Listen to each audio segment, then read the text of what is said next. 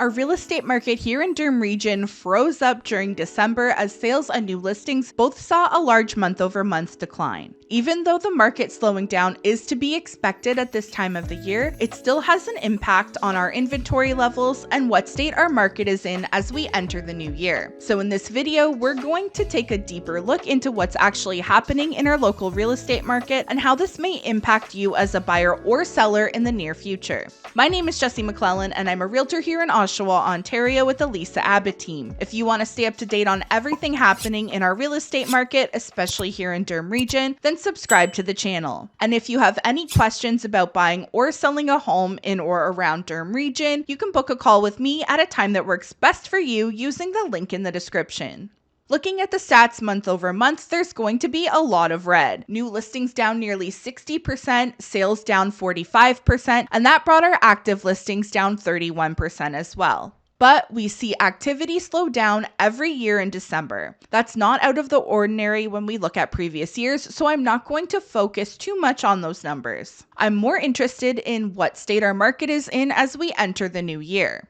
When we compare it to last year, new listings and sales were fairly similar. Our average price this year was about $60,000 higher, but I don't like to put too much weight into December's average price because it's such a low volume of sales, so it's easier for it to be skewed one way or the other. What I think is most important is that we have almost 400 more active listings entering the new year. As we've seen in previous years, active listings can get eaten up pretty quickly when sales start to pick up, but this puts our market in a more balanced position as we work our way through January and eventually towards the spring market. Last year, as sales picked up, our market just didn't have the time to accumulate any inventory early on. And although we'll likely always see some bump in price during the spring market, having lower inventory levels is only going to further contribute to that bump in home prices. So if we have a healthier amount of inventory, it should help us see some more stability in the market. Here's what you can likely expect if you're already active or going to be active in our real estate market in the near future. In December, we saw about 70% of homes sell under asking, with about 26% selling above asking price. As we get closer to the spring market, those numbers will likely start to change until we see them nearly flip. Usually by the end of March, we'll start to see about 50 to 60% of homes selling above asking. And that is because the market conditions, like sales increasing before inventory is able to build up, allow strategies like listing at a low price and holding offers, so agents and sellers will likely start to shift towards that strategy as the market picks up.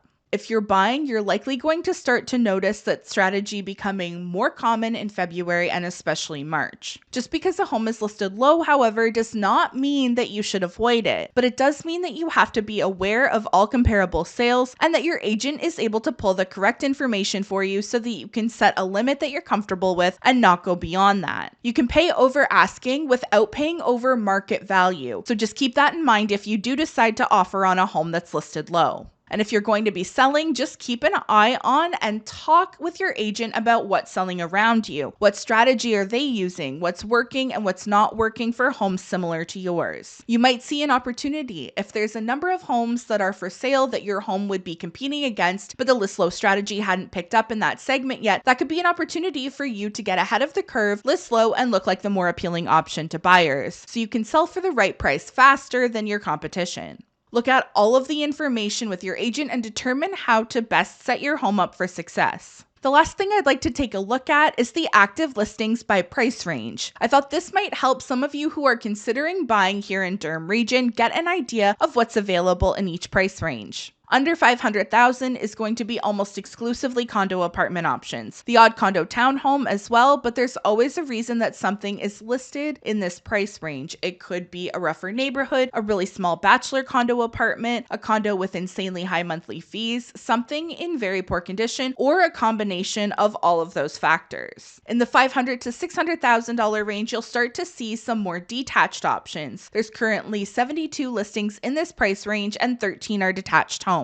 Most of these are going to be in Oshawa. These would be smaller, older bungalows, 1 or 1.5 story homes. Some might not be in the greatest area, but there can be the odd gem. And it's also possible that some of these detached are just listed low to encourage multiple offers, so they still might go above asking. If you're shopping under 600,000, you can find some good opportunities, but you have to be more open to different areas, types of homes, and condition of the property as well. You can find something in a good area, but any good options that come up under 600,000 are not likely going to last long. So you have to be on top of what's coming up and be prepared to see things as they're listed. Once you get to the $600,000 to $700,000 range, this is where more options start to open up. There are 97 listings in this price range and 38 are detached homes. You can find a lot more detached options around Durham region, still mostly in Oshawa and Clarington, as well as some really good freehold townhome options from Ajax to Clarington. Above 700,000, you have a lot more flexibility in all areas of Durham. Somewhere like Pickering, you're still going to be limited to a lot of condo townhomes, but from Ajax to Clarington, you'll have plenty of detached homes, a lot of freehold townhomes. Many will be the newer 2 and 3 story townhomes like you'll see in North Oshawa and Ajax, as well as some other higher end condo options, and of course some great semi options too.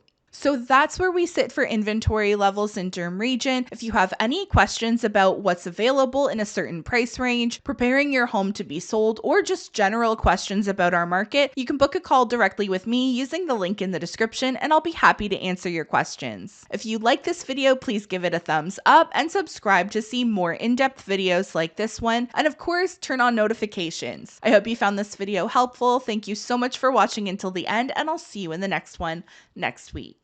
Bye.